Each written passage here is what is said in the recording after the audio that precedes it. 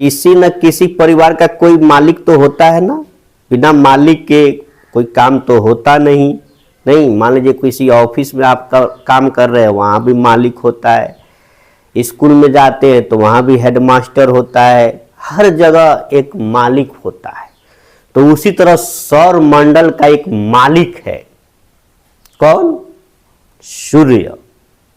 सबका वो बाप है, सबका वो बॉस है। कौन? सूर्य, सौर मंडल का बॉस कौन है? सूर्य है। तो सूरज भी एक तारा है। सूरज कोई दूसरा चीज नहीं है, वो भी एक तारा है और हमसे बहुत दूर है। इसीलिए सब क्या होते हैं, तारे कितने छोटे छोटे दिखाई देते हैं। तो हवाई जहाज इतना नहीं चला जाता है तो इतना छोटा छोटा दिखाई देता है, वो तो और सब बहुत दूर है, पृथ्वी से सब भी बहुत बड़ा बड़ा है, इसलिए इतना छोटा छोटा और टिमटिमाते हुए नजर आते। तो सूरज भी एक तारा है। सूर्य जो है हमारी पृथ्वी से जहां हम लोग रहते हैं, वहां से सूर्य 15 करोड़ किलोमीटर दूर स्थित है।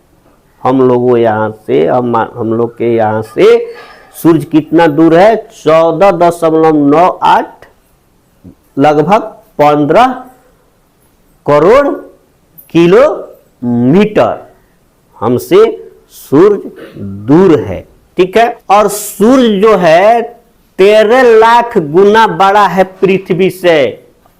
जितना हम लोग का पृथ्वी बड़ा है ना, उसका 13 लाख गुना बड़ा है। अब समझ लीजिए सूर्य कितना बड़ा है। ऐसे ही परिवार सब लोग के मुखिया हुआ है। वो पृथ्वी देख रहे हो इतनी बड़ी है और उससे कितना गुना बड़ा है? 13 लाख गुना बड़ा है। बाप रे बाप रे बाप। सूर्य की ऊर्जा का स्रोत ये मेन चीज है। जो वो ऊर्जा, वो घाम, वो प्रकाश है, बड़ा जो जून की समय है, वो जो गर्मी पड़ रहा है, आग लग रहा है, मुंह झौंसा जाएगा। हम तो एक बार बाइक चला रहे तो लग रहा है कि हाथ जल जाएगा। तो इतनी वो गर्मी, उतनी वो ऊर्जा कहाँ से आती है? सूरज के पास। और सारे ऊर्जा का स्रोत हमारा क्या है? सूर्य है। दोस्तों, आज हम लोग पढ़ेंगे सौर मंडल के बारे में। जी हाँ दोस्तों, ये हर एक कंपटीशन में पूछा जाता है। अभी जो बिहार सरकार द्वारा आयोजित जो परीक्षा होने वाली है बीपीएससी द्वारा शिक्षकों का, उसमें भी इससे प्रश्न पूछे जाते हैं। और ये तो किताबों में भी ये चैप्टर दिया हुआ है, तो ये बहुत ही इम्पोर्टेंट हो जाता है। इसलिए यहाँ से क्वेश्चन हमेशा हर एक एग्जाम में आए हैं और आते रहेंगे। इसलिए इस चैप्टर को बड़े ही चाव से और ध्यान से देखना और सुनना है। तो थोड़ा सा मैं बता दूं आपको कि प्राचीन भूगोल के पिता इरेटोस्थेनीज को कहा जाता है। जो प्राचीन भूगोल के पिता यानी जनक नहीं, तो इरेटोस्थेनीज को कहा जाता है। एक लाइन में याद रखेंगे, प्राचीन भूगोल के पिता इरेटोस्थेनीज। ठीक है। आधुनिक भूगोल के पिता अलेक्जेंडर ऑन हम्बोल्ट। आधुनिक जो भूगोल के पिता है उनको क्या नाम है उनका? Alexander on Humboldt. ये जानते हैं कि ये ज्योग्राफी है। जियो मतलब क्या होता है? पृथ्वी नहीं है। ग्राफी मतलब होता है टू स्टडी, अध्ययन करना। यानी पृथ्वी का अध्ययन करना ही क्या कहलाता है? ज्योग्राफी कहलाता है। पृथ्वी का अध्ययन करना ही ज्योग्राफी कहलाता है। तो ज्योग्राफी के अंतर्गत आता है हमारा सौर मंडल।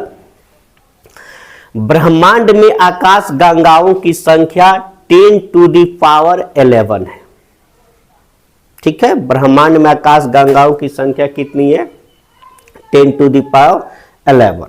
ब्रह्मांड में सबसे बड़ी आकाश गंगा, हमारी जो ब्रह्मांड है उसमें सबसे बड़ी आकाश गंगा है लाइमन अल्फा ब्लॉब्स। ये याद रखेंगे, पूछा भी गया है कंपटीशन में।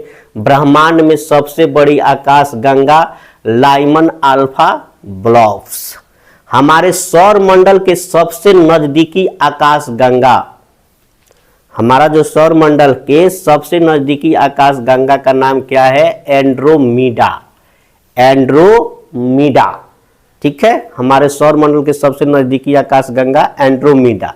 हमारा सौर मंडल मंदाकिनी आकाश गंगा के अंदर स्थित है। हमारा जो सौर मंडल है किसके अंतर्गत स्थित है जी? तो मंदाकिनी आकाश गंगा के अंदर। मंदाकिनी आकाश गंगा का आकार सर्पिलाकार है, ये पूछा जाता है, VVI है। सर्पाकार चाहे सर्पिलाकार, सांप के आकार के जैसा है मंदाकिनी आकाश गंगा का आकार। हमारी आकाश गंगा अर्थात मंदाकिनी का सबसे चमकीला भाग ओरियन नेबुला क्या है? ओरियन नेबुला है, जो एक तारों का क्या है? झुंड है। तो हमारी आकाश गंगा अर्थात मंदाकिनी का सबसे चमकीला भाग क्या है? Orion nebula. हमारी आकाश गंगा का सबसे चमकीला तारा, ठीक है। हमारी आकाश गंगा का सबसे चमकीला तारा क्या है? सिरियस या डॉग स्टार, ठीक है। सूर्य के सबसे नजदीकी तारा प्रोक्सिमा सेंचुरी। सूर्य के सबसे नजदीक तारा कौन है? तो प्रोक्सिमा सेंचुरी। ये सब कंपटीशन में पूछा जाता है। गैलीलियो प्रथम व्यक्ति था जिसने टेलीस्कोप की सहायता से ब्रह्मांड का अध्ययन किया। पहले लोग अट के पट पृथ्वी के बारे में चाहे ग्रहों के बारे में बताते थे, लेकिन सर्वप्रथम इसने क्या किया कि टेलीस्कोप की सहायता से क्या किया? अध्ययन किया। किसी परिवार का कोई मालिक तो होता है ना, बिना मालिक के कोई काम तो होता नहीं। मान लीजिए किसी ऑफिस में आप काम कर रहे हैं, वहाँ भी मालिक होता है। स्कूल में जाते हैं तो वहाँ भी हेडमास्टर होता है। हर जगह एक मालिक होता है। तो उसी तरह सौर मंडल का एक मालिक है। कौन? सूर्य। सबका वो बाप है, सबका वो बॉस है। कौन? सूर्य। सौर मंडल का बॉस कौन है? सूर्य है। तो सौर मंडल का मुखिया सूर्य है। तो सौर मंडल के अंदर कौन कौन आते हैं पूछा जाता है हर कंपटीशन में। सौर मंडल जो सिस्टम है, सोलर सिस्टम, उसमें कौन कौन आते हैं? तो उसमें है सूर्य, ग्रह, उपग्रह, उल्कापिंड, क्षुद्र ग्रह, धूमकेतु, धूलकण तथा अन्य गैसें। इसमें ऐसे प्रश्न पूछ सकता है कि निम्नलिखित में से कौन सौर मंडल के सदस्य है। मान लीजिए सूर्य रख दिया, ग्रह रख दिया, उपग्रह रख दिया, एगो लिख दिया प्रोक्सिमा सेंचुरी, तो नहीं ना है जी।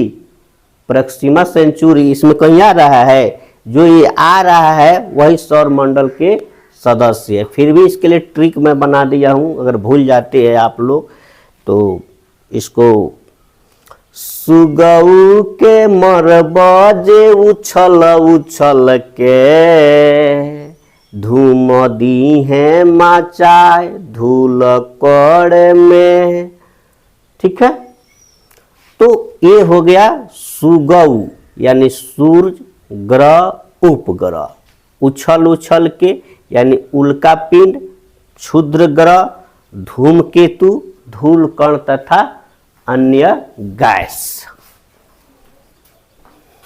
तो सूर्य भी एक तारा है। सूर्य कोई दूसरा चीज नहीं है, वो भी एक तारा है और हमसे बहुत दूर है। इसीलिए सब क्या होते हैं, तारे कितने छोटे छोटे दिखाई देते हैं। तो हवाई जहाज इतना नहीं चला जाता है तो इतना छोटा छोटा दिखाई देता है, और तो और सब बहुत दूर है, पृथ्वी से सभी बहुत बड़ा बड़ा है, इसलिए इतना छोटा छोटा और टिमटिमाते हुए नजर आते। तो सूर्य भी एक तारा है, ठीक है।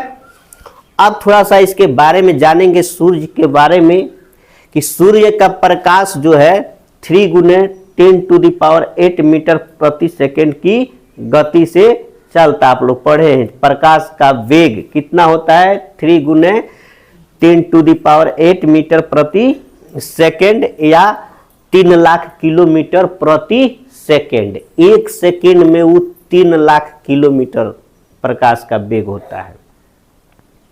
ठीक है, प्रकाश का गति जो है 1 सेकेंड में 3 लाख किलोमीटर तक जा सकता है। ठीक है, सूर्य जो है हमारी पृथ्वी से जहां हम लोग रहते हैं वहां से सूर्य 15 करोड़ किलोमीटर दूर स्थित है।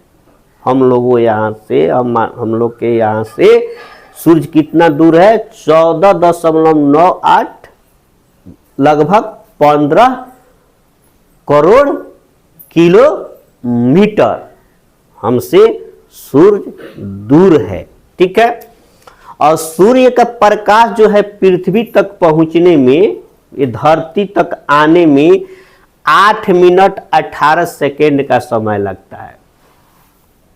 कहीं कहीं किसी किताब में सिर्फ 8 मिनट ही लिखा रहता है, लेकिन एक्यूरेट 8 मिनट 18 सेकेंड या 500 सेकेंड।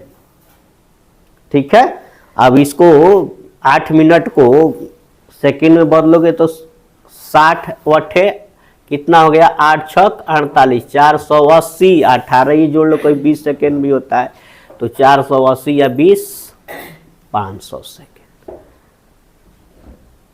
तो एक कंपैरिजन में अगर पूछा गया है, यदि सूर्य का प्रकाश आना बंद हो जाए तो पृथ्वी पर कितने समय के बाद जो है अंधेरा छा जाएगा? तो वही 500 सेकेंड के बाद क्या हो जाएगा? अगर सूर्य का प्रकाश आना बंद हो जाए तो पृथ्वी पर कितने समय के बाद अंधेरा हो जाएगा? तो 500 सेकेंड के बाद। और सूर्य जो है 13 लाख गुना बड़ा है पृथ्वी से। जितना हम लोग का पृथ्वी बड़ा है ना, उसका 13 लाख गुना बड़ा है। आप समझ लीजिए सूर्य कितना बड़ा है। ऐसे ही परिवार सब लोग के मुखिया हुआ है। वो पृथ्वी देख रहे हो इतनी बड़ी है, और उससे कितना गुना बड़ा है? 13 लाख गुना बड़ा है। बाप रे बाप रे बाप। त्रिज्या जो है, सूर्य की त्रिज्या पृथ्वी के त्रिज्या से 109 गुना अधिक है। सूर्य का त्रिज्या पृथ्वी के त्रिज्या से 109 गुना अधिक है। समझ लीजिए, सूर्य का गुरुत्वाकर्षण बल पृथ्वी के गुरुत्वाकर्षण बल से 28 गुना अधिक है। ठीक है, सूर्य की ऊर्जा का स्रोत, ये मेन चीज है। जो वो ऊर्जा, वो घाम, वो प्रकाश है, बड़ा जो जून की समय है, वो जो गर्मी पड़ रहा है, आग लग रहा है, मुंह झौंसा जाएगा। हम तो एक बार बाइक चला रहे तो लग रहा है कि हाथ जल जाएगा। तो इतनी वो गर्मी, उतनी वो ऊर्जा कहाँ से आती है? सूर्य के पास। और सारे ऊर्जा का स्रोत हमारा क्या है? सूर्य है। पेड़ पौधों में वो खासियत है, उसका मात्र 1% पेड़ पौधे ही ले पाते हैं सूर्य के ऊर्जा को, और तब उसके चीज को हम लोग खाते हैं तो हम लोग के देह में ऊर्जा आता है। यानी सारे शक्ति यानी ऊर्जाओं का स्रोत कौन है? वो सूर्य है। ठीक है, और हम लोग के पास अगर रहता डायरेक्ट ले लेने की, तो खाना पीना, काम धंधा, पढ़ने पढ़ाने का कोई जरूरत ही नहीं था। जैसे पेड़ पौधे क्या कर लेते हैं? अवशोषित कर लेते हैं सूर्य के ऊर्जा को, वो भी मात्र 1% है। 1% में सारा जीवन चल रहा है, बताइए। तो फिर भी आप इसका ऊर्जा का स्रोत है नाभिकीय संलयन। आप लोग पढ़े होंगे फिजिक्स के किताबों में, नाभिकीय विखंडन, नाभिकीय संलयन। तो इसका आधार है नाभिकीय संलयन। इसमें क्या होता है कि 2 हाइड्रोजन के अणु आपस में टकराते हैं और उनके टकराने से क्या होता है, हीलियम गैस का निर्माण और भारी मात्रा में ऊर्जा का निर्माण होता है। यही इसका सूर्य की ऊर्जा का स्रोत है, नाभिकीय संलयन, न्यूक्लियर फ्यूजन। ठीक है, तो हाइड्रोजन और हीलियम का अनुपात सूर्य पर कितना है, तो 3:1 है। इसका मतलब 3 हिस्स हाइड्रोजन है तो 1 हिस्स क्या है, हीलियम है। 3:1, यानी सूर्य पर हाइड्रोजन है 71%, तो सूर्य पर हीलियम है 26.5%, और बाकी अन्य गैसें सूर्य पर जो है 2.5% है। सूर्य पर जो हाइड्रोजन जो है 71% है और हीलियम 26.5% और अन्य गैस जो है 2.5% है।